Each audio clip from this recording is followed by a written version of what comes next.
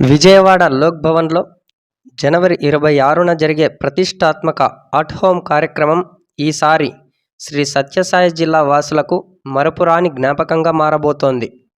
సమాజ సేవలో, వృత్తి ధర్మంలో తమదైన ముద్ర వేసిన ముగ్గురు ప్రముఖులకు గవర్నర్ పేషి నుంచి అరుదైన ఆహ్వానం అందింది. తాము ఊహించని విధంగా ఈ గౌరవం దక్కడం పట్ల వారు హర్షం వ్యక్తం చేస్తున్నారు. జనవరి 22వ తేదీన లోక్ భవన్ నుంచి ఫోన్ కాల్ రాగానే వీరంతా ఒక్కసారిగా ఆశ్చర్యానికి లోనయ్యారు.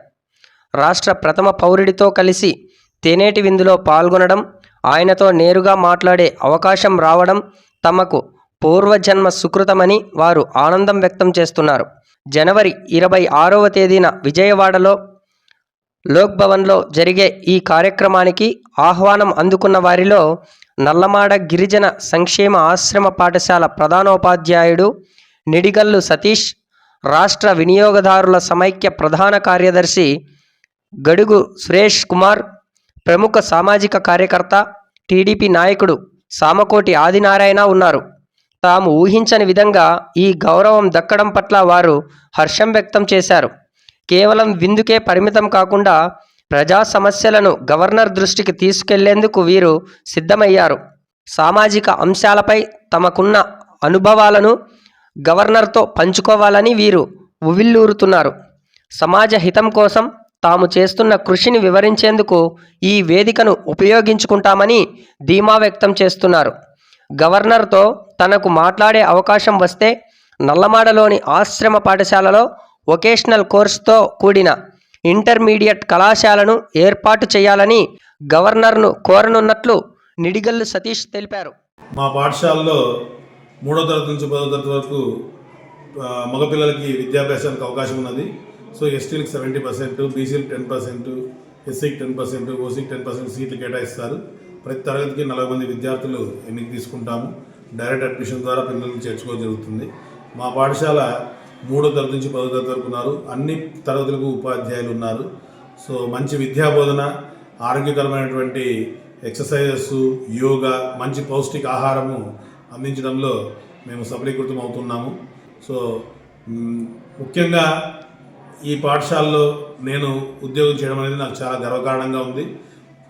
మా బిలో పావర్టీ లైన్ విద్యార్థులందరికీ నేను విద్యను అందించడానికి నా వంతు కృషి చేసినందుకు దేవుడికి నేను చాలా రుణపడి ఉన్నాను. సో అదేవిధంగా నేను గతంలో నాకు ఈ ప్రభుత్వాలు కావచ్చు, లేకపోతే మా శాఖ గిరిజన సంక్షేమ శాఖ ఉన్నతాధికారులు కావచ్చు, మాకు ప్రేరేపితం చేస్తూ మాకు సరైన సమయంలో సరైన అవార్డ్స్ అందజేస్తూ గతంలో నాకు అనంతపురం జిల్లాలో కూడా డిస్టిక్లో బెస్ట్ పర్ఫార్మెన్స్ అవార్డ్స్ ఇచ్చారు. సత్యసాయి జిల్లాలో కూడా బెస్ట్ పర్ఫార్మెన్స్ అవార్డ్స్ ఇచ్చారు. 2017లో రాష్ట్ర ఉత్తమ ఉపాధ్యాయుడు అవార్డు కూడా ఇచ్చారు. అదే సంవత్సరంలోనే రాష్ట్ర గిరి పురస్కార్ అవార్డును కూడా మా గిరిజన సంక్షేమ శాఖ నుంచి కూడా తీసుకోవడం జరిగింది. ఇప్పుడు అనూహ్యంగా మా పాఠశాలలో అందులో ఉన్నట్టు పనిచేసినట్టు నాకు ఒక్కసారిగా నిన్న ఉదయం గవర్నర్ పేషి నుంచి నాకు స్పెషల్ ఇన్వైటీగా రిపబ్లిక్ డే రోజు సాయంకాలం 5 గంటలకు అట్ హోమ్ ప్రోగ్రాంకు స్పెషల్ ఇన్వైటీగా చేయడం అనేది నాకు చాలా ఆశ్చర్యకరం వేసింది.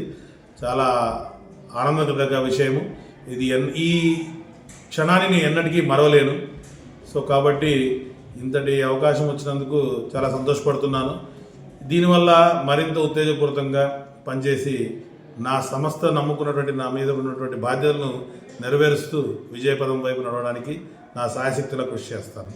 సమాజంలో కల్తీ ఆహారం ఎక్కువ అవ్వడంతో వాటిని నిర్మూలన కోసం గడుగు సురేష్ కుమార్ ఎంతో కృషి చేస్తున్నారు.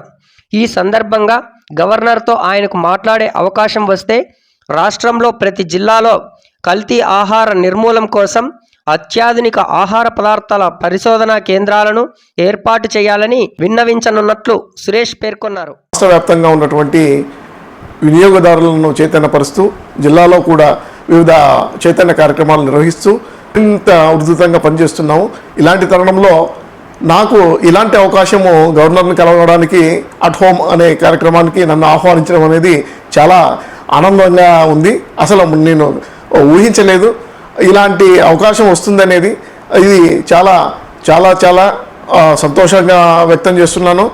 నిజంగా ఇలాంటి అవకాశాన్ని నాకు కల్పించినటువంటి జిల్లా కలెక్టర్ గారికి ప్రత్యేకంగా కృతజ్ఞతలు తెలుపుతున్నాను. అంతేకాకుండా ఒకవేళ మాకు గవర్నర్తో కలిసిన తర్వాత అక్కడ ఒక నిమిషం మాట్లాడడానికి అవకాశం కలిగితే మా తరఫున ఒక నివేదికను ఇవ్వాలనుకుంటున్నాము. అది ప్రతి జిల్లాలోనూ ఒక ఆహార పరిశోధనా కేంద్రం. ఎందుకంటే ప్రతి నిత్యం కల్తీలతో వినియోగదారులు ఇబ్బందులు పడుతున్నారు. దానిపైన మేము గత 20 సంవత్సరాలుగా పోరాడుతున్నాము.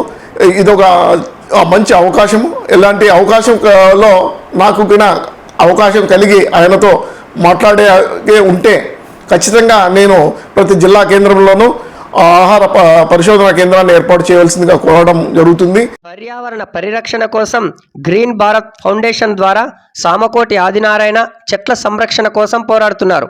ఇదే కాకుండా తనదైన శైలిలో టీడీపీలో ఉంటూ ప్రజానాయకుడిగా ఆదరణ పొందుతున్నారు.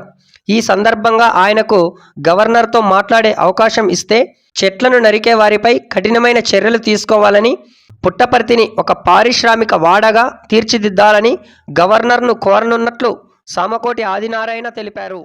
ప్రతి ఒక్కరూ చెట్లను నాటండి, చెట్లను ప్రేమించండి. చెట్లు వలన ఎన్నో ఉపయోగాలు ఉన్నాయి. ఆ ఉపయోగాలన్నీ కూడా తెలుసుకొని మీరందరూ కూడా చెట్లు నాటాలని చెప్పి అవేర్నెస్ ప్రోగ్రామ్స్ కూడా మేము కండక్ట్ చేస్తున్నాం. అవి కూడా ఈరోజు దాదాపుగా మన ప్రాంతంలో చూస్తే ఎక్కడికి పోయినా కూడా దాదాపుగా ముందుకు ఇప్పటికీ చూస్తే చెట్ల మీద అవగాహన వచ్చింది ప్రజలకి. ప్రజలు కూడా ఇప్పుడు చెట్లుని సంరక్షిస్తున్నారు. నిజంగా ఈరోజు మేము ఎంతో సుదీర్ఘ ప్రయాణం చేసి ఈరోజు మా కష్టానికి ఫలితం తగ్గిందనే చెప్పుకోవాలి. ఎందుకంటే భగవాన్ సత్యసాయి బాబా వారి దివ్య ఆశీస్సులతో ఈ ప్రాంతం అంతా చల్లగా ఉంది. అదేవిధంగా నాకు గత 2 రోజుల కిందం గవర్నర్ గారి స్పేషి నుంచి కూడా రిపబ్లిక్ డే సందర్భంగా 21వ తారీఖు గవర్నర్ గారి తేనేటి విందులో పాల్గొనేందుకు మీకు అవకాశం వచ్చిందని చెప్పి నాకు తెలియజేశారు. మేము తేనేటి విందులో పాల్గొనే సందర్భంలో వారితో మాకు అక్కడ అవకాశం కల్పిస్తే వారితో మాట్లాడే అవకాశం మీకు దొరికితే సత్యసాయి జిల్లాని ముందంజలో గ్రీన్ సిటీగా, గ్రీన్ జోన్గా ఈ సత్యసాయి జిల్లాని ముందంజలో తీసుకువెళ్దాం. వారి ఆశీస్సులు కూడా తీసుకుంటాం. అదేవిధంగా ఏదైతే ఇలాంటి గొప్ప వ్యక్తులతో మనం కలిసి మాట్లాడే అవకాశం వచ్చినప్పుడు తప్పకుండా కూడా మాకున్నటువంటి ఆలోచనలు, ఎందుకంటే వారికి అన్ని ఆలోచనలు ఉంటాయి. వారు ఎంతో సుదీర్ఘ ప్రయాణం చేసినటువంటి వ్యక్తి. అలాంటి పెద్దలకు మనం ఏదైనా మా నుంచి కూడా సూచనలు అడిగితే తప్పకుండా కూడా మాకున్నటువంటి ఈ ఆలోచనలన్నీ కూడా గ్రీన్ భారత్ గురించి అయినా, చెట్ల గురించి అయినా, ఈ ప్రాంతం గురించి అయినా వివరిస్తాము. తప్పకుండా అలాంటి గొప్ప వ్యక్తులతో మాట్లాడేందుకు మాకు అవకాశం కల్పించిన కూటమి ప్రభుత్వానికి, అధికారులకు ప్రత్యేకమైనటువంటి ధన్యవాదాలు తెలియజేస్తాను.